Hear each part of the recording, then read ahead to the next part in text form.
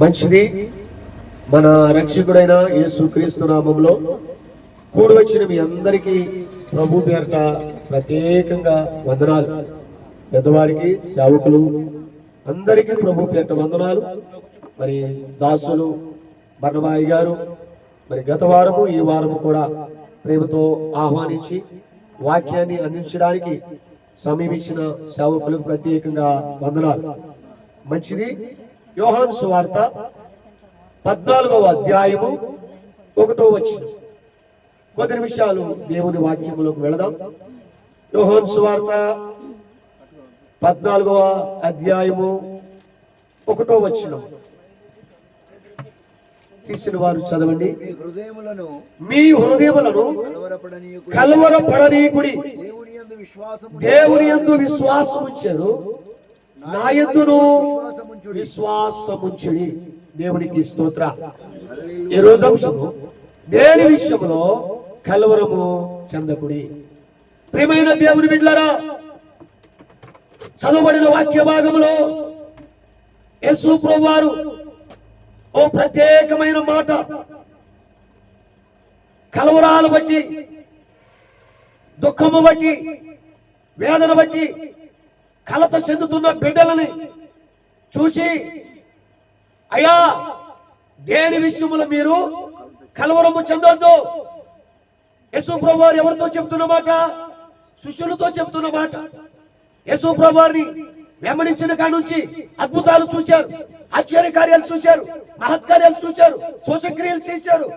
కళ్ళకు ఇంపు కట్టినట్లుగా, గగుడు పురుషునట్లుగా గొప్ప కార్యాలు వీళ్ళు చూశారు.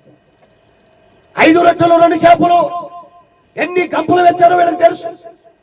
చనిపోయిన లాజరు బయటకు రావటం వీళ్ళకి తెలుసు. పక్షవాయువు కలిగిన వాడు పరిపెత్తుకుని వెళ్ళటం వీళ్ళకి తెలుసు. గుడ్డివాడు చూపు చూడటం వాళ్ళకి తెలుసు. ఇవన్నీ కళ్ళారా చూచారు, చెవులారా విన్నారు. ఇన్ని చూచి విన్నా సరే వీళ్ళ హృదయం ఎలా ఉంది? కలవరముతో ఉంది, వేదనతో ఉంది, దుఃఖముతో ఉంది, కన్నీరు మయమైనట్టు ఉంది. హృదయ రహస్యాలు ఎరిగిన దేవుడు వారు వెంబడిస్తున్నారు కదా. హృదయము చాలా దూరం ఉంది. మనుషులు మాత్రము యేసు ప్రభువును వెంబడిస్తున్నారు, హృదయం మాత్రము కలవరంతో పెట్టుకున్నారు. ఇవన్నీ కళ్ళారా చూసి మీరు దేని విషయంలో కలవరము చెందొద్దు. నా యందు విశ్వాసం ఉంచండి. అది ఏ కలవరమైన, ఏ దుఃఖమైన, ఏ వేదనైనా, ఏ అనారోగ్యమైన, ఏ అప్పైనా, ఏ సమస్య అయినా, ఏ శోధనైనా, ఏ ఇరుకైనా సరే దాని నుండి నేను విడిపిస్తా, తప్పిస్తా, కాపాడుతా. నాకు అసాధ్యమనేది ఏది లేదు. నిన్ను విడువను, ఎడబాయని దేవుని.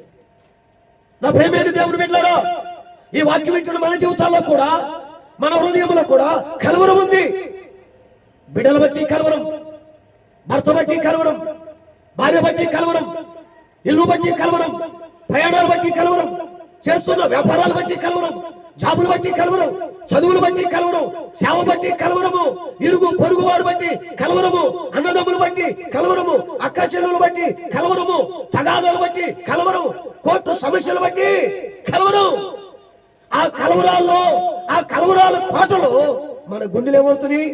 సరిగా తిని రోజులు లేవు, నిద్రపోయే రోజులు లేవు, భయంకరమైన టెన్షన్లు, బీపీలు, షుగర్లు, మనిషి జీవితము అతలాకుతలము. మరి మనం ఎవరిని వెంబడిస్తున్నాం? యేసునే వెంబడిస్తున్నాం. ఆయన వాక్యమే వింటున్నాం, వాక్యమే చదువుతున్నాం. ఆయన సన్నిధికి వెళుతున్నా సరే ఎన్నో అద్భుతాలు చూచాం, ఆశ్చర్యకార్యాలు చూచాం, మహత్కార్యాలు చూచాం. అయినా మనలో ఏముంది? కలవరం. ఆనాడు శిష్యులతో చెబుతున్న మాట ఈనాడు మనతో చెబుతున్న మాట ఏంటంటే, దేని విషయంలో మీరు కలవరము చెందకుడి. దేని విషయంలో మీరు కలవరం చెందకుడి. మీ కలవరం ఏదైనా, మీ దుఃఖం ఏదైనా, మీ కన్నీరు ఏదైనా సరే నేను మిమ్మల్ని విడిపిస్తా, నేను మిమ్మల్ని తప్పిస్తా. అయితే మన విశ్వాసం ఎక్కడుండాలి? మన గురి ఎక్కడుండాలి? మన తపన ఎక్కడుండాలి? అమ్మా మన పట్టుదల ఎక్కడుండాలి? కృప చూపించే దేవుని వైపు ఉండాలి. ద్వారము తెరిచే దేవుని వైపు ఉండాలి. ఆటంకాల వైపు కాదు, ప్రతికూల పరిస్థితుల వైపు కాదు, ఇరుకుల వైపు కాదు, ఇబ్బందుల వైపు కాదు. మన విశ్వాసము దేవుని సన్నిధి మీద, వాక్యం మీద ప్రార్థన పెట్టగలిగితే దేవుడు మన పట్ల అద్భుతము చేస్తాడు. ఈ రోజు నీ కలవరం ఏదో నాకు తెలియదు. కలవరాలతో వేదన చెందిన నీ హృదయానికి దేవుడు చెప్పే మాట ఏంటంటే, నీ విశ్వాసము దేవుని మీద పెట్టు, నీ గురి దేవుని మీద పెట్టు. ఆయన నీ పట్ల దిగి వచ్చి అద్భుతం చేస్తాడు. దేవునికి స్తోత్రం. హల్లెలూయా. ఒక మాటను చూడండి, ఏబు గ్రంథము 4వ అధ్యాయము 5వ వచనం. ఏబు గ్రంథము 4వ అధ్యాయం 5వ వచనం. అయితే ఇప్పుడు శ్రమ నీకు కలుగగా నీవు దుఃఖాక్రాంతుడవైతివి. అది నీకు తగలగా నీవు కలవరపడుచు. అదిగో అది నీకు కలవరపడుచున్నావు. నీ భక్తి నీకు ధైర్యము పుట్టించున్నా. ఏవా, శ్రమ నీకు రాగానే, అది నీకు తగలగానే నువ్వు కలవరపడుతున్నావు. ఏవో ఎలాంటి వ్యక్తి? నిత్యము ప్రార్థించే వ్యక్తి. అరుణోదయమే లేచి దేవుని సన్నిధిని వెతుకుతూ తన బిడ్డలేమైనా జారిపోయారేమో, తొట్టుపోయారేమో, పడిపోయారేమో, ఆలోచనలో, తలంపుల్లో, ఉద్దేశాల్లో, కోరికల్లో ఎక్కడైనా దేవుని గాయపెట్టి ఆయాసకరమైనది ఏదైనా ఉన్నదేమో అని ఏబు అరుణోదయమే లేచి దేవునికి బలి అర్పించేవాడు. తన కుటుంబం పట్ల శ్రద్ధ, తన ప్రజల పట్ల శ్రద్ధ, ఇలాంటి యోగ్యమైన, అమూలమైన, దైవ చిత్తానుసారమైన భక్తి కలిగిన యోబుకి మహాశ్రమ వచ్చింది. ఆ శ్రమ రాగానే కలవరపడుతున్నాడు. ఒకప్పుడు కలవరపడిన వాడు యోబు దగ్గరికి వస్తే కలవరాల నుంచి విడిపించి, ధైర్యపరిచి, ఊతమిచ్చి, నిలబెట్టి, ఆదరించి, ప్రేమించి, పలకరించి, సహాయం చేసి పంపిన యోబు అదే కలవరము యోబు దగ్గరికి వచ్చేదానికి గుండెలు అతలమైపోతాయి. అదే సమస్య వచ్చేదానికి యోబు తట్టుకోలేని పరిస్థితి వచ్చేస్తుంది. ఇప్పుడు తోటి స్నేహితులు వచ్చి అంటారు, ఏవో నీ భక్తి నీకు ధైర్యం పుట్టించదా? నీ యథార్థ ప్రవర్తనే నీకు న్యాయం తీర్చదా అని అంటున్నప్పుడు, వాడు దూషిస్తున్నప్పుడు, హేళన చేస్తున్నప్పుడు, గేలు చేస్తున్నప్పుడు యోబు లోకం వైపు చూడాలి. మరి ఎవరి వైపు చూచాడు? కృంగజేయువాడు ఆయనే, లేవనెత్తువాడు ఆయనే, గాయపెట్టేవాడు ఆయనే, గాయాన్ని మాన్పువాడు ఆయనే, నిన్ను స్వస్థపరచు యెహోవాను నేనే అన్నాడు. నా జీవితంలో తప్పక కలవరం తొలగించి, వేదన తొలగించి, దుఃఖాన్ని తొలగించి, సమస్యను తొలగించి, శ్రమను తొలగించి, నిందను తొలగించి నా పట్ల ద్వారం తెరిచే రోజు రాబోతుందని నువ్వు గొప్ప నిరీక్షణతో, విశ్వాసముతో, అమ్మా దేవుని మీద నమ్మకముతో ఆనుకుని ముందుకు సాగాడు. ఈ కలవరాల్లో, శ్రమలో నాన్నవారు ఎవరు రాలా, బంధువులు ఎవరు ఆదరించలా. అందరూ వచ్చారు. మన దగ్గర కాడ చూడండి, అన్ని ఉన్నప్పుడు అందరూ ప్రేమిస్తారు. అన్ని ఉన్నప్పుడు కాని వాళ్ళు అయిన వాళ్ళు వచ్చి చుట్టాలుగా ఉంటారు. అదే ధనం మన దగ్గర లేకపోతే, అదే జాబు మన దగ్గర లేకపోతే, అదే పదవి మన దగ్గర లేకపోతే, అదే బంగారం మన దగ్గర లేకపోతే, అదే మనకు దగ్గర అమ్మా మనకు సమృద్ధి లేకపోతే ఎవరు పలకరించే వాళ్ళు ఉండరు. మనం ఎదురు వస్తున్నా ఎదురొచ్చే వాళ్ళు ఉండరండి, దూరముగా వెళ్ళిపోతారు. యోబు పరిస్థితి ఇప్పుడు అదే అయింది. నాన్నవారు ఎవరు రాకపోయినా, పలకరించకపోయినా, ఆదరించకపోయినా, హక్కున చేర్చుకోకపోయినా, సహాయము చేయకపోయినా, చూడండి ఏకాకిగా మిగిలిన యోబు నిరీక్షణ, యోబు పట్టుదల, యోబు కాంక్ష, యోబు దృష్టి ఏంటంటే నా విమోచకుడు సజీవుడు, నా విమోచకుడు సజీవుడు, తప్పక నా పట్ల కార్యము చేస్తాడు. ఆయన నన్ను విడువడు, ఎడబాయుడు. నా జీవితము ఆయన మీద అనుకుంటానని మనుషుల వైపు వెళ్ళలేదండి. ఊజు దేశంలోనే గొప్ప ధనికుడు కదా, ఇరుగు పొరుగు రాజ్యాల దగ్గరికి వెళ్ళి, అయ్యా నేను సమస్తం కోల్పోయా, నాకు సహాయం చేయండి, ఆదరించండి, నన్ను నిలబెట్టండి, బలపరచండి అని ఎవరి దగ్గరికి వెళ్ళి చేయి చేసి అడగలా. మరి ఎక్కడికి వెళ్ళాడు?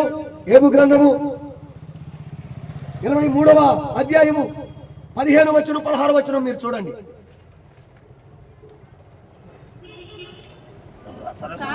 ఆ, ఆయన సన్నిధిని నేను కలవరపడుచున్నాను, ఆలోచించినప్పుడల్లా భయపడుచున్నాను. దేవుడు కృంగజేసిను, సర్వశక్తుడే కలవరపరిచెను. అంధకారములను కమ్మినను, గాఢాంధకారములను కమ్మినను. అది నేను నాశనము చేయబడాల. ఏబుకి కుమారులు పోగొట్టుకున్నాడు, కుమార్తెలు పోగొట్టుకున్నాడు, యావదాస్తులు పోగొట్టుకున్నాడు.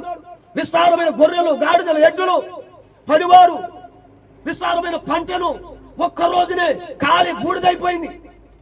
ఎవరు చూచినా శుభవార్తలు లేవు, అపజయ వార్తలే, దుఃఖం కలిగించే వార్తలే, గాయపెట్టే వార్తలే, గుండెను బరువెక్కించే వార్తలే, హృదయానికి కలవరం పెట్టే వార్తలే, భయందాలను కలిగించే వార్తలే చెప్పుకుంటూ వచ్చారు.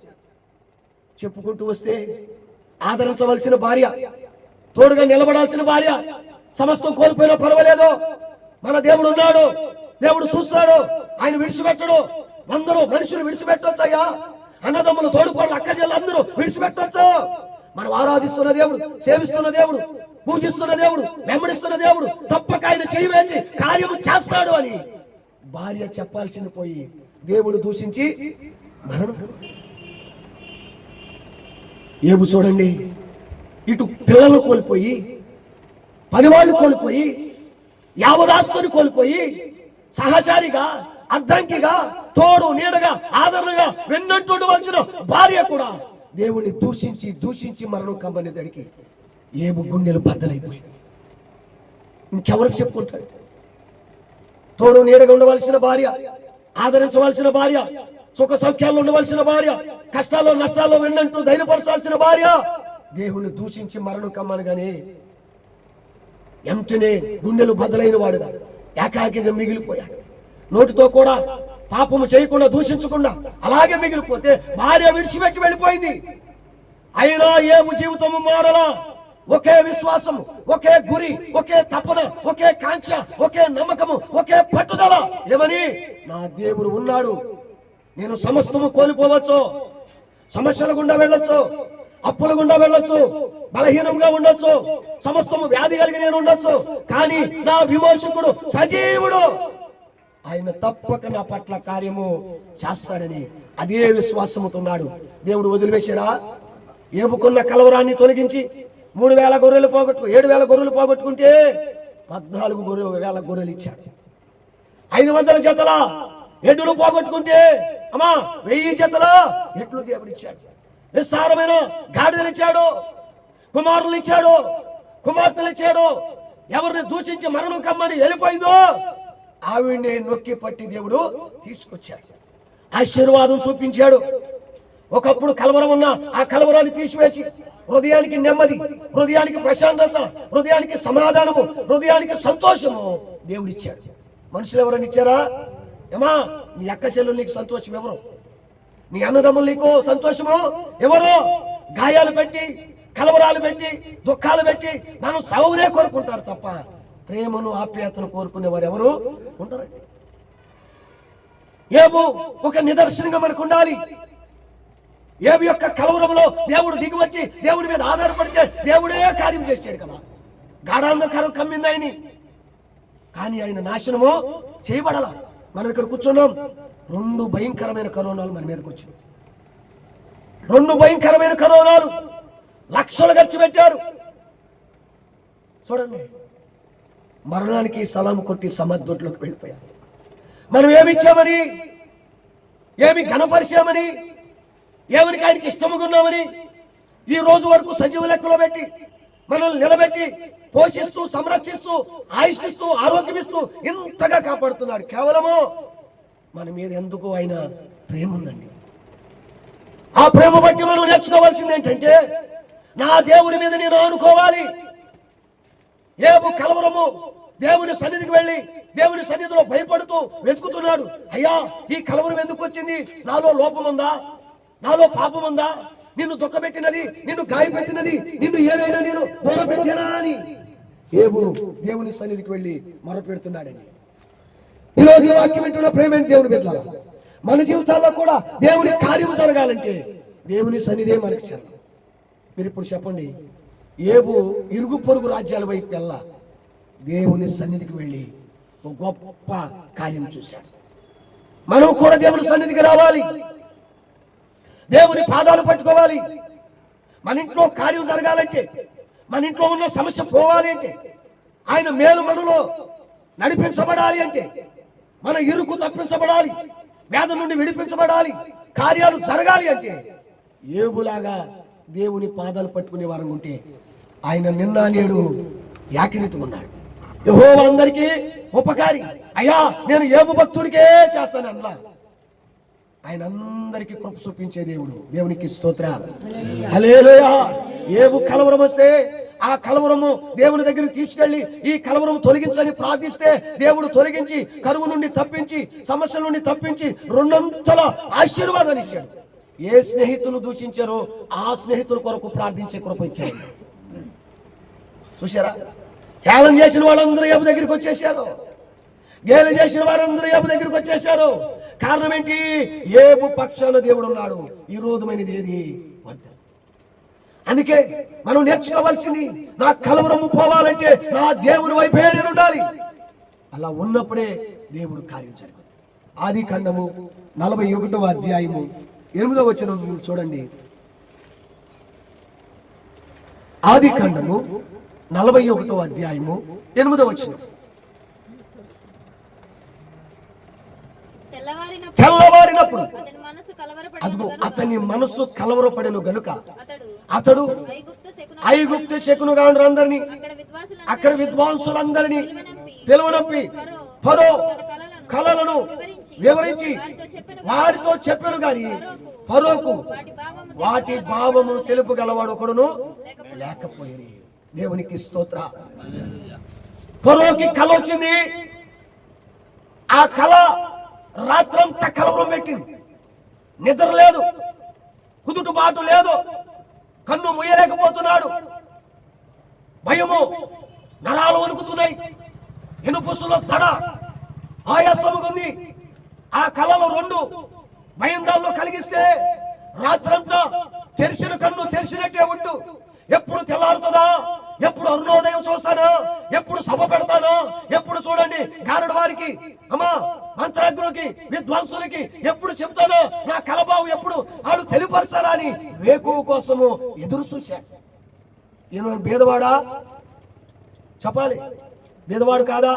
కాదుగా. కూలివాడా? కాదు కదా. జాబు చేసుకునే వ్యక్తి కాదు కదా.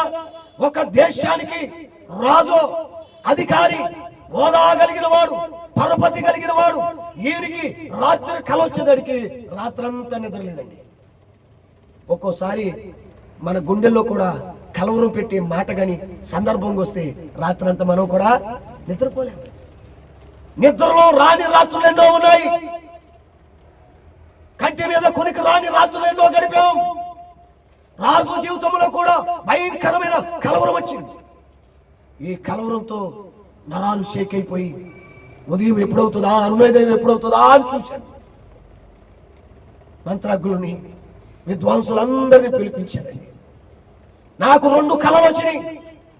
ఆ కళలు నా గుండె చెదిరిపోయేటట్టు చేసినాయి, నా హృదయం బలహీనమయ్యేటట్టు చేసినాయి. కుదురలేదు, నెమ్మది లేదు, ఆయాసమే నాకు మిక్కటం ఉంది. దీని భావాలు మీరు చెప్పండి. ఎన్నో దినాలు బట్టి మిమ్మల్ని పెంచి పోషిస్తున్నాను. నా సంసారంలో ఒక హోదా ఉంది, పలుకుబడి ఉంది. మీరు పరపతి కలిగిన వాడు, లోక జ్ఞానం అంతా నింపబడిన వాడు. మీకు అసాధ్యమైనది ఏది లేదు కదా, చెప్పండి అంటే ఆ 2 కళలు విన్నారు కానీ దాని భావాన్ని తార్పని వాళ్ళు ఎవరు చెప్పలేకపోయేదానికి రాజు అంటాడు, అయ్యో నా కళ ఇంతేనా? ఆ కళ బట్టి నాకు కలవరమేనా? ఆ కలవరం బట్టి నాకు దుఃఖమేనా? ఆ దుఃఖం బట్టి నాకు శ్రమేనా? ఆ శ్రమ బట్టి నాకు వేదనేనా? ఆ వేదన బట్టి ఇక రాజ్యం ఇలాగే ఉంటుందా అని మదన పడుతూ ఉంటే పానదాయకులు అధిపతి అంటాడు, రాజా నేడు నా తప్పిదాన్ని నేను జ్ఞాపకం చేసుకున్నాను. నేడు నా తప్పిదాన్ని జ్ఞాపకం చేసుకున్నాను. నన్ను వేరొక వ్యక్తిని మీరు చెరసాల్లో పెట్టినప్పుడు మాతో పాటు ఎబ్రియుడైన ఒక పడుసువాడు ఉన్నాడు. ఆయన ప్రవర్తన మన ప్రవర్తన వేరు. ఎందుకని? యేసేపు ఉదయమే లేచి తన దేవునికి మొర పెడతాడయ్యా. ధర్మశాస్త్రం ప్రకారం నడిచే వ్యక్తి మాట వేరు, చూపు వేరు, నడక వేరు, ప్రవర్తన వేరు, బుద్ధి వేరు, ఆలోచన వేరు. మనలాంటి స్వభావం కాదు. దీనుడు, తగ్గింపు కలిగిన వాడు, ఓర్పు కలిగిన వాడు, సహనము కలిగిన వాడు, సహాయం చేయగలిగిన వాడు, ఆదరించేవాడు, పలకరించేవాడు, మాకన్ని విషయాల్లో తోడు నీడగున్న వ్యక్తి అయ్యా. మీలాగా మాకు కళ్ళు వచ్చినాయి. ఆ కళ్ళను బట్టి మేము కలవరం చెందాం. ఆ దుఃఖంతో వేదనతో మేము మలిగిపోతూ ఉంటే ఆ కళలు ఏంటి అని మమ్మల్ని అడిగితే, ఇదిగోనయ్యా నాకు ఈ రకంగా వచ్చింది, దీనికి ఈ రకంగా వచ్చిందని చెప్తే ఆ కళల భావం చెప్పాడయ్యా. 3 రోజులనే ఆ కళలు మా పట్ల కార్యము.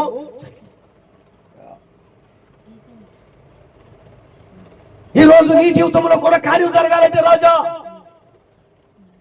వీళ్ళ వల్ల అవునది యేసేపు వల్ల అవుతుంది. యేసేపుని పిలువనప్పండి అంటే శరసాల్లో మగ్గిపోతున్న యేసేపుని ఫరో పిలిపించాడండి. దేవునికి స్తోత్రం. హల్లెలూయా. ఫరో పిలిపించడానికి యేసేపు ఫరో దగ్గరికి వచ్చాడు. హెబ్రీ పరిశువాడు నీవేనా? అవునయ్యా నేనే.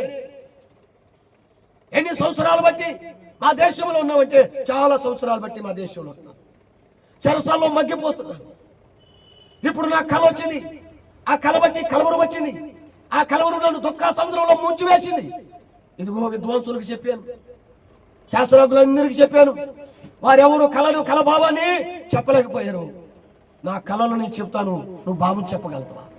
రాజా, కళలు చెప్తాం నా స్వాధీనంలో లేదు కానీ దేవుని స్వాధీనంలో ఉంది. దేవునికి స్తోత్రం. హల్లెలూయా. దేవుని స్వాధీనంలో ఉందని ఆ కళలు చెప్పగలమనగానే ఫరో అంటాడు, అయ్యా రాత్రి కళలో ఏమొచ్చినట్ట? 7 సుందరమైన ఆవులు. అవి చాలా బలిసినాయి. చూపుకి రమ్యముగా, అందముగా, ఆహ్లాదముగా, చూడముచ్చటగుని. అయ్యా నేను చూచి ఈ దేశంలో ఎంత సొగసైన ఆవులు లేవే, రూపకు అందమైనవి ఉన్నవే, ఇవి చాలా ఇంపుగా ఉన్నవే, చూడముచ్చటగా ఉన్నవే అని సంతోషిస్తున్న సమయంలో ఎంతనే 7 బక్క చిక్కుల ఆవులు వచ్చేసినాయి. వికారమైనవి, చూడలేనంత వికారమయ్యా. ఆ వికారము కలిగిన ఆవులు వచ్చి ఈ పుష్టి కలిగిన బలిసిన ఆవుల్ని తినివేసి, నేను బాధపడుతున్నాను. అయ్యో ఎంత రమ్యముగా ఉన్నవి, ఇంతలోనే అవి బక్క చిక్కిపోయి వచ్చి తినేతమేంటి? ఏంటి ఎలా జరిగింది, ఎలా వచ్చిందేంటి, కళ ఏంటని మదన పడుతుండగానే నాకు మరో కళ వచ్చేసింది. అదేం కళ? 7 పుష్టి కలిగిన వెన్నులున్నాయి. చాలా పంట సౌమ్యంగా ఉంది. ఐగుప్తులో ఇంత సొగసైన పంట నాకు కనబడలా. ఇంత రమ్యమైన ఎన్నులే అనుకునే లేపు పేల కంకులు వచ్చి ఆ పుష్టి కలిగిన కంకుల్ని తినేసి, ఇవి ఎప్పుడైతే నాకు వచ్చినాయో రాత్రంతా నిద్రలేదయ్యా, రాత్రంతా కలవరమేనయ్యా, రాత్రంతా దుఃఖమేనయ్యా, రాత్రంతా కన్నీరేనయ్యా. ఇదిగో ఇప్పుడు వరకు కూడా నా కాళ్ళు చేతులు వణికిపోతున్నాయి అని చెప్తుంటే యేసేపు అంటాడు, రాజా మీరు కలవరం చెందొద్దు, చింతపడొద్దు, మదనపడొద్దు, దుఃఖపడొద్దు, కన్నీరు పెట్టవలసిన పని లేదు. దేవుడే మీకు యోగ్యమైన కలనిచ్చాడు. మీ దేశాన్ని బాగు చేయాలని, రాజ్యాన్ని బాగు చేయాలని, మీరందరూ సుశశామలంగా ఉండాలని, ఆశీర్వాదకరముగా, దేవునికరముగా, మహిమకరముగా, మేలుకరముగా ఉండాలని దేవుడు మీకు సిద్ధపరిచాడయ్యా. దర్శనము ఆ కలభావం ఇది అని చెప్తున్నాడు. ఏంటా కలభావం? 7 సంవత్సరాలు నీ దేశంలో సమృద్ధైన పంట పండబోతుంది. దేవుని స్తోత్రం. 7 సంవత్సరాలు నువ్వు ఎక్కడ విత్తినా, ఏ బీడు భూములు అయితేనా, ఏ చౌక పరలో అయితేనా, ఏ పంజారు భూములు అయితేనా, ఏ పరలో విత్తినా అది 30 దంతులుగా, 60 దంతులు, 100 దంతులుగా పండుద్దయ్యా. 7 సంవత్సరాల తర్వాత దేశంలోకి భయంకరమైన కరువు రాబోతుంది. ఆ కరువు నుండి తప్పించబడటానికే దేవుడు నిన్ను మేల్కొల్పడానికి, బలపరచడానికి, చేయూతనివ్వడానికి, నిన్ను ధైర్యపరచడానికి ఈ కళ ఇచ్చాడు. ఈ కళ బట్టైనా దేవుని మాట విని ఒక సామర్థ్యం కలిగిన వ్యక్తిని ఏర్పరచుకొని దేశాన్ని చక్కగా ముందు శుభ ప్రథములకు నడిపించంటే ఫరో లేచి అంటాడు, ఇతను వలె దేవుని ఆత్మ కలిగిన వాడు మనము కనుగొనగలమా? యేసేపు మరొక వ్యక్తి వద్దు ఆ కలభావము చెప్పగలిగామంటే దేవుని శక్తి, దేవుని బలము, దేవుని అభిషేకము, దేవుని కృప నీ మీద ఉంది. ఇప్పుడు నా దేశము నీ చేతిలో పెడుతున్నాను. దేశాన్ని కాపాడగలిగిన వాడు నీవే. నీ మాట నేను వింటున్నాను, చెప్పినట్టు చేయమన్నాడంతే. దేవునికి స్తోత్ర. ఒక ఖైదీగా ఉన్న యోసేపు మాట ఎవరున్నారు? రాజున్నారు. వినుట వల్ల ఏం కలుగుద్ది? విశ్వాసం కలుగుద్ది. యోసేపు దేవుని ప్రతినిధిగా, సేవకుడిగా కనబడుతున్నాడు. నీ కలవరం ఏదైనా, నీ దుఃఖం ఏదైనా, నీ కన్నీరు ఏదైనా పోవాలంటే మొదట దేవుని మాట వినటం నేర్చుకో. దేవుని మాట వింటే నీ జీవితంలో కార్యం జరుగుతుంది. దేవుని మాట వింటే నీకు ద్వారాలు తెరవబడతాయి. దేవుని మాట వింటే జీవితం బాగుపడి, ప్రవర్తన బాగుపడి, హృదయం బాగుపడి, చూపు బాగుపడి, నడక బాగుపడి, మాట బాగుపడి, ఆత్మతో సత్యముతో దేవుని నువ్వు ఆరాధించగలవు. రాజు దేవుని మాట విన్నాడు కాబట్టి 7 సంవత్సరాలు 30 దంతులుగా, 60 దంతులుగా, 100 పంట చూశాడు. 7 సంవత్సరాలు కరువు వచ్చిన ఆ కరువు ఆ దేశాన్ని ఏమీ చేయలేకపోయింది. అనేక దేశాలకి అమ్మా పంట అదిగో ధాన్యం ఇచ్చే విధంగా దేవుడు చేశాడు. ఎందుకని? దేవుడు తలగా చేసే దేవుడు. దేవునికి స్తోత్ర. హల్లెలూయా. దేవుడు నిలబెట్టేవాడు, పోషించేవాడు, ఇరుకులో విశాలత కలగజేసేవాడండి. రాజు దేవుని మాట విన్నాడు కదా. ఈ రోజు మనము ఎంతమంది దేవుని మాట వింటున్నాం? ఎంతమంది దేవుని వాక్యం చదువుతున్నారు? ఎంతమంది దేవునికి ప్రార్థించగలుగుతున్నారు? ఏకాంత ప్రార్థన ఉందా? వాక్య ధ్యానం ఉందా? ఏదో వచ్చి వెళ్ళే గుంపులో ఉంటే దేవుడు మన పట్ల కార్యము చేయడు. దేవుడు మనల్ని చూస్తాడు. దేవునికి లోబడే వాళ్ళంటే దేవునికి ఇష్టం. ఎవడు దీనుడై నలిగిన హృదయం కలిగి ఉంటాడో వాడినే దేవుడు దృష్టి పెడతాడు. వారి పట్ల దేవుడు కార్యం చేస్తాడు. ఆ కార్యాలు జరగాలి అంటే దేవుని మాటకు లోబడాలి, దేవుని సన్నిధికి లోబడాలి, దేవుని సేవకుడికి లోబడాలి, వాక్య ప్రకారము నడవాలి, వాక్య ప్రకారం ప్రవర్తించాలి, వాక్య ప్రకారం భక్తి చేస్తే నువ్వు అడగక ముందే నీ ఆశ కలిగిన ప్రాణాన్ని దేవుడు తృప్తిపరుస్తాడు. దేవుడు కార్యాలు చేస్తాడు, అద్భుతాలు చేస్తాడు, ఆశ్చర్య కార్యాలు చేస్తాడు. ఇక నువ్వు అడగక్కర్లా. దేవుడు అంటాడు కదా, మొదట నా నీతిని, రాజ్యాన్ని వెతకండి, అప్పుడు మీకేం కావాలో అక్కడ నుండే అనుగ్రహిస్తాడు. దేవుడు ప్రతి ద్వారము తెరవగలిగిన వాడు, ప్రతి కార్యము చేయగలిగిన వాడు. ఓ రోజున ఒక ఇంటికి వెళ్ళారు. వెళితే ప్రార్థన అయిపోయింది. ప్రార్థన అయిపోయిన తర్వాత ఒట్టెనం పెట్టింది అయ్యా. పెట్టి కారం ఉంటుంది కదండి, ఆ కారం తెచ్చి అన్నం మీద వేసి కొంచెం మంచి నూనె సొక్కలేసి ఒక ఉల్లిపాయ మొక్కిచ్చి అయ్యగారు కలుపుకొని తినండి అని ఆవిడ అంక చూస్తున్నా. ఏంటమ్మా ఏమైంది అంటే, అయ్యా నానాటికి నా ఇంట్లో కొదువే కనపడుతుంది, కరువే కనపడుతుంది, ఉట్టంక సట్టంక చూసుకోవటమే కనపడుతుంది. అందుకే ఏమీ లేక ఇది పెడుతున్నాను.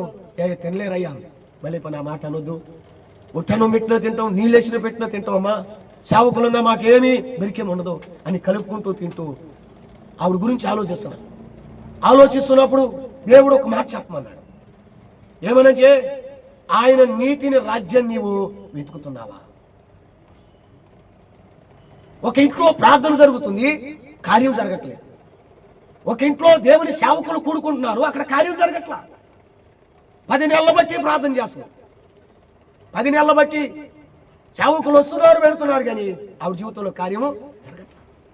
భోజనం అయిపోయింది, ప్రార్థన చేయాలి. పిల్లలు పిలిచాను, ఆవును పిలిచాను.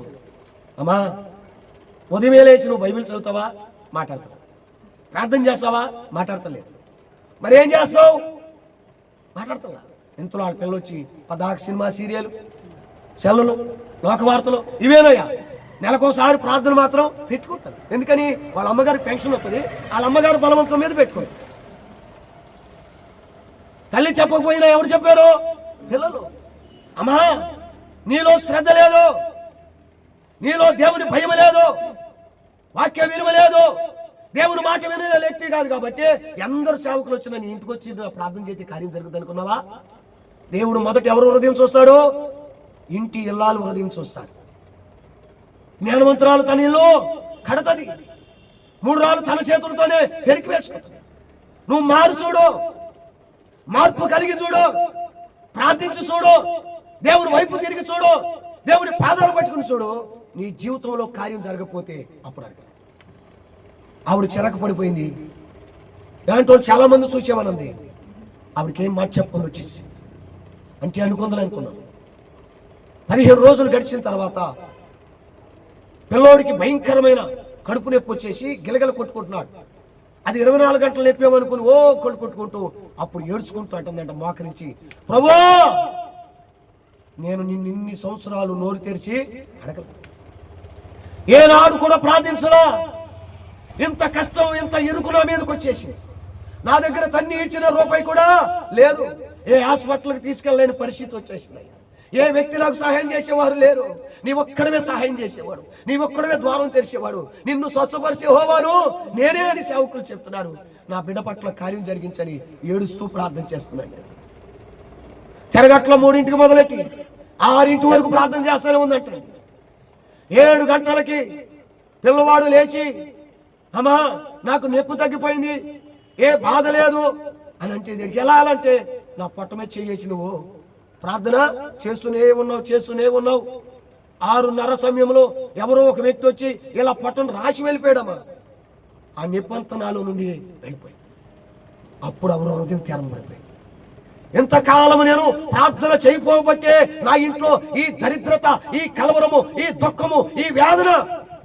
ఆ పాస్టర్ గారు అన్నే అన్నాడు, ఈ రోజు నుంచైనా నేను ఒక తీర్మానం చేసుకోవాలి, సమర్పణ చేసుకోవాలి, ప్రతిష్ఠిత చేసుకోవాలని 6 రోజుల నుంచి తీర్మానం చేసుకుని ఇక సినిమా సీరియల్ పక్కన పెట్టి, చెల్ల కబుర్లు సొల్లు కబుర్లన్నీ పక్కన పెట్టి, ఇరుగు పొరుగు వారి మాటలన్నీ పక్కన పెట్టి వాక్య ధ్యానము కలుగుతూ ప్రార్థించడం మొదలుపెట్టి మరలా 2 నెలల తర్వాత ప్రార్థనకి వెళ్ళే వాళ్ళ ఇంటికాడికి వెళ్ళగానే చాపలేసేసి ఉన్నాయి, ఇల్లంతా తుడిచేసి ఉంది. మోకరించి ఆవిడ ప్రార్థన చేస్తాం. ఏనాడెళ్ళినా తల్లిగా మేము చాపలేసుకుని మేము కూర్చుని మేము మాట్లాడుకోవటమే తప్ప ఏనాడు గమ్మున వచ్చేది కాదు. అప్పుడు ఆడ పేబట్టి అంటుంది, అయ్యారు మొన్న మా ఓడికి ఇట్లా బాగోయింది కాడి నుంచి మా అమ్మ రోజు వాక్యము ప్రార్థన తప్ప రెండోది. ఇన్ని నెలలు బట్టి ఇరుగు పొరుగు వారు రాని వాడు ఆ రోజు ఒక 4 వచ్చి కూర్చున్నారు. 2-3 నెలలు గడిచింది. 5వ నెలలో దేవుడు ఎంత గొప్ప కార్యం చేశాడు. వాళ్ళ పుట్టింటి కాడి నుంచి 4 అన్నదమ్ములు, ఈ తల్లి ఒకతే, ఈవిడ ఆస్తిని 40 సెంట్లు దొంగిలించారు, ఇస్తలేదు, మేము ఇవ్వనని ఎప్పుడో చెప్పేశారు. 10 సంవత్సరాలు బట్టి ఆ ఊరు కానీ ఆ ప్రాంతానికి వెళ్ళాల. వాళ్ళ హృదయాలు తెరవబడి అంటారు, అమ్మా ఇక్కడ హైవే రోడ్డు వెళుతుంది, పొలాలు వెడగొడుతున్నారు, నీకు రావాల్సిన 40 సెంట్లు నీ పేరు మీద రాపిస్తాం, ఇదిగో రానన్నారంటే. ఇది మనుషులకు అసాధ్యం, దేవునికి సమస్తము సాధ్యం. వెంటనే పాస్టర్ గారిని పిలిచి ఎంతో సంతోషపడి, ఇప్పుడు వరకు నా దగ్గర ఏమీ లేదనుకున్నాను, ఈ రోజు దేవుడు నా చేతికి ఇదిగో నా భూమిని అప్పచెప్పాడు, 40 సెంట్లు పొలం వచ్చింది. చూడండి, దానికి ప్రభుత్వం వారు లీజ్ అడిగితే లీజుకి ఇచ్చిందంట. దేవుడు కార్యం చేసుకుంటూ కొద్ది రోజుల క్రితం మేము వెళ్ళినప్పుడు మంచి ఇల్లు కట్టుకున్నాం, మంచి ఇల్లు. ఇది ఎలా సాధ్యమో? ఒక ప్రార్థన ద్వారా, ఒక దేవుని మీద ఆధారపడటం వల్ల ఆవిడ కలవరం అంతా దేవుడు తొలగించి, ఇరుకులన్నీ తొలగించి, విశాలత కలగజేసి, ఆశీర్వాదకరంగా మార్చి, వృద్ధులోకి తీసుకొచ్చి కృపయంబడి కృపించాడు. కారణం ఏంటి? ఆవిడ మారి దేవుని మాటకు లోబడి తన హృదయాన్ని దేవునికి ఇచ్చింది. దేవునికి ఇచ్చుటలోనే గొప్ప కార్యం. దేవుడికి ఇచ్చుటలోనే ఆవిడకి దిగి వచ్చి వెంటనే కార్యాలు జరిగినాయి. ఆవిడ జీవితంలో కాదు, మన జీవితంలో కూడా గొప్ప కార్యము చేయాలి. చివరికి ఒక్క మాట చెప్పి నేను ముగిస్తానండి. చూడండి, యెహోషువ గ్రంథం 10వ అధ్యాయం 10వ వచనము. యెహోషువ గ్రంథము 10వ అధ్యాయం 10.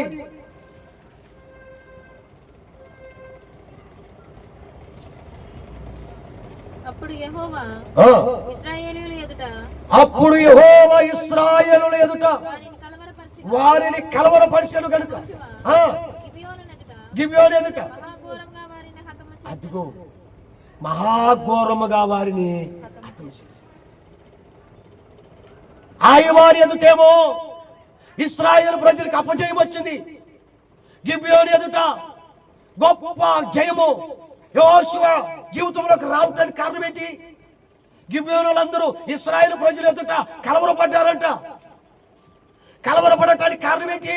వీళ్ళ శక్తి, వీళ్ళ బలమా, వీళ్ళ యోధ, వీళ్ళ నైపుణ్యమా? కాదు. మరి ఎవరిదండి? దేవుడు వాళ్ళని కలవరపరిచాడు. వాళ్ళ హృదయంలోకి భయం పుట్టించాడు. గుండెలు చెదిరిపోయినట్టుగా చేశాడు. కారణం ఏంటయ్యా అంటే యెహోషువ పాలెములోకి వెళ్ళి ప్రార్థిస్తున్నాడు. ఒకప్పుడు ప్రార్థన చేస్తుంటే కార్యం జరగల. ఎందుకని? ఆకాని అన్నవాడు అమ్మా దొంగిలించి ఎంత బంగారు కమ్ము తెచ్చి గుడారంలో దాచాడు. శపితమైన తీసుకొచ్చాడు. అది ఎక్కడది? ఎరుకోది. దానిని ముట్టకూడదు, తాకకూడదు. ఎవరు దానిది శపితమైనది, ఆ దుమ్మి ధూళి కూడా రావటానికి వీల్లేదన్నాడు. చెప్పిన మాట వినకుండా దేవుని మాటను, దేవుని ఆజ్ఞను ధిక్కరించి స్వనీతిని, సుమోత్తుని ఆధారం చేసుకుని వెళ్ళి మంచి వస్త్రాలను, బంగారపు కమ్ముని తీసుకొచ్చేసాడు.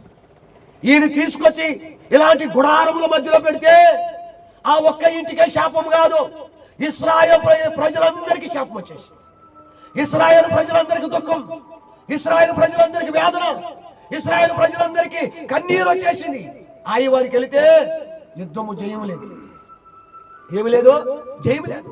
యెహోషువ అంటాడు, ప్రభువా జయం ఎందుకు లేదు? అపజయం ఎందుకు వచ్చింది? ఇశ్రాయేలు ప్రజలను కాపాడువాడు కునుకడు నిద్రపోవన్నావు కదా, ఈ దుఃఖం ఏంటి? ఈ కలవరం ఏంటి? ఈ మదనేంటయా అని ఏడుస్తుంటే యెహోషువ దగ్గరికి దేవుడు వచ్చి అంటాడు, యెహోషువ ఎందుకు ఏడుస్తున్నావయ్యా? శపితమైంది ఒకటి ఉంది కాబట్టి మీకు జయము లేదు, ఆశీర్వాదం లేదు, నెమ్మది లేదు. ఆ శపితమైంది తీస్తే తప్ప నేను మీ మధ్యలోకి రాను. ఆ శపితమైంది ఏంటయ్యా? ఎక్కడుంది? ఎవరి దగ్గర ఉందంటే 12 గోత్రాలు వచ్చినాయి. 12 గోత్రాల్లో యూదా గోత్రము పట్టబడింది. లబ్ధి కుమారుడు పట్టబడ్డాడు. ఆకాను చూసినప్పుడు, కుమారుడా ఎంత పాపకానికి ఒడికట్టేవేంటి? మన దేవునికి అసాధ్యమా? ఇది కాకపోతే ఇంకా ఇవ్వగలిగిన వాడు, ఇంకా కార్యాలు చేయగలిగిన వాడు, ఇంకా మహత్కార్యాలు చేయగలిగిన వాడు ఎందుకు ఆశించావు? ఎందుకు తీసుకొచ్చి ఇశ్రాయేలు ప్రజలకి దుఃఖము, వేదన, మనోవేదన ఎందుకు కలిగించమని అడుగుతూ ఆకాన్ని వాళ్ళు తీసుకువెళ్ళి పాడవేసేసారు. పాడవేసిన తర్వాత ఎప్పుడైతే మొరపెట్టారో వాళ్ళ మధ్యలోకి దేవుడు వచ్చేసాడు.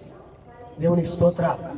మీకు దండం పెట్టి చెప్తున్నాను, మన గుండెల్లో గాని, మన హృదయంలో గాని, మన ఇంట్లో గాని దేవుని దుఃఖపెట్టి చిన్న పాపం ఉన్న దేవుడు మన దగ్గరికి రాడండి. గొప్ప ప్రార్థనా పరుడు యెహోషువ సూర్యుడు ఆపేశాడు, చంద్రుడు ఆపేశాడు. అంత గొప్ప ప్రవక్త అయినా సరే శాపము కలిగిన, అదిగో పాపము కలిగిన చిన్నది దాస్తేనే దేవుడు దిగి రాలేదు. నీవు నేను ఏ పాటి వాడు ఆలోచించు. ఎప్పుడైతే తీసాడో అప్పుడు కార్యం చూశాడో. మనము కూడా మాట మారాలి, చూపు మారాలి, నడక మారాలి, హృదయం మారాలి.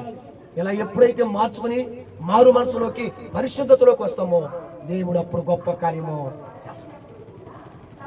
దేవుడు అప్పుడు గొప్ప కార్యం చేస్తాడు. అప్పటి వరకు దేవుడు మనం చూస్తూనే ఉంటాడు.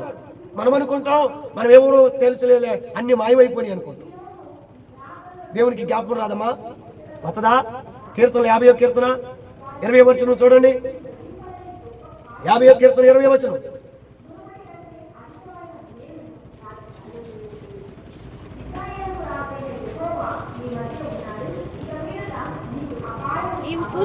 నీవు కూర్చుండి నీ సహోదరుని మీద కొన్నేములు చెప్పుచున్నావు, నీ తల్లి కుమారుని అపనిందలు మోపుచున్నావు.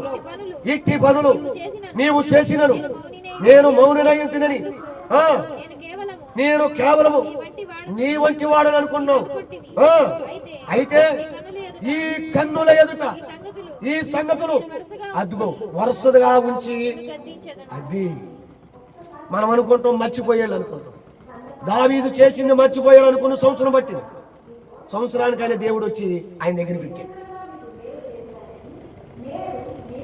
వరుసగా పెట్టగలిగిన వాడు బాల్యం కానుంచి, యవ్వనం కానుంచి, వివాహం కానుంచి, వృద్ధాప్యం వరకు ప్రతి రోజు, ప్రతి నిమిషము దేవుడు లెక్కిస్తున్నాడు. లెక్కిస్తున్న దేవుని దగ్గర మనం ప్రతిదీ కడగబడిన వ్యక్తుల్లాగా ఉండాలి, మార్పు కలిగిన వ్యక్తులుగా ఉండాలి, మార్చుకునే వ్యక్తులుగా ఉండాలి. దేవుని భయము, దేవుని పశ్చాత్తాపం, దేవుని దుఃఖము మనకి ఎప్పుడైతే ఉంటుందో, యెహోవా యందు భయభక్తులు గలవారి చుట్టూ ఆయన దేవదూత కావాలి. గొప్ప కార్యము జరుగుతుంది. గొప్ప కార్యం. మొన్న మేమిద్దరము మా పాస్టర్ గారు మేము వేరే చోటకి వెళ్ళి ప్రార్థనకి వెళ్ళి వస్తాం. ఎక్కడికి లక్ష్మీపురమయ్య దానిలో గారు అక్కడికి వెళ్ళామండి. వచ్చేస్తుంటే పెద్ద గడపొంగు రోడ్డు మీద పడిపోయి మేము చూసుకోవాలి. ఆ బద్దలతో ఉంది. అటుపక్క ఆవో గేదో వస్తుంది. నేను దాన్ని తప్పించాలి. అయ్యగారు వెనకాల కూర్చున్నాడు. నేను ఇటు తప్పించుకుంటూ ఇటు వచ్చేసానండి. అది తపేలుని బండి కొట్టేసి కాలు గాని ఏలు గాని కొరతమైతే ఆయనకి నాకు మొత్తం చీరుకుంటుంది. బండి స్పీడ్గా వెళ్తుంది కదా, ఆ బద్దలేమో సూదిగా ఉన్నాయి. ఇంటికి వచ్చేసాం. దాన్ని బట్టి ఆ స్టాండ్ కూడా ఆ స్వింగ్ ఊడిపోయింది. ఇంటికి వెళ్ళిపోయి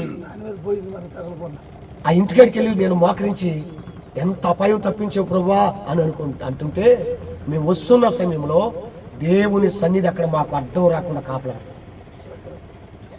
అది ఎప్పుడైతే నేను కళ్ళతో చూశాను ఒళ్ళంతా పశ్చాత్తాపంలోకి పోయి, అయ్యా ఆ బద్దలేమో కూర్చుకుంటే నడవటానికి కూడా మా కాళ్ళు, మా పట్ల నీ పరాలికి ఎంత ఉంది. చాలా దుఃఖపడ్డానండి. ఇంత కాపుదల, ఎన్నో మార్లు తప్పించిన దేవుడు, కాపాడిన దేవుడు, సంరక్షించిన దేవుడు, మరి మనం ఎంత లోబడాలి, ఎంత మార్చుకోవాలి. యేసుప్రభువు అందుకే అంటున్నాడు, దేని విషయంలో కలవరము చెందొద్దు. దేవుని వైపు ఉండేవాడు శ్రమకి బాధపడ్డం, దుఃఖానికి బాధపడ్డం, వేదనకు బాధపడ్డం, నిందకు బాధపడడం, అపహాసాలకు బాధపడడం. మరి ఎవరి వైపు తిరుగుతాడు? దేవుని వైపే తిరుగుతాడు. దేవుడే వారి పట్ల గొప్ప కార్యము చేస్తాడు. లోపడదాం, చిన్న ప్రార్థన చేసుకుందాం. ఓ నిమిషం లోపడి ప్రార్థన చేస్తాం. ప్రభా నిజమే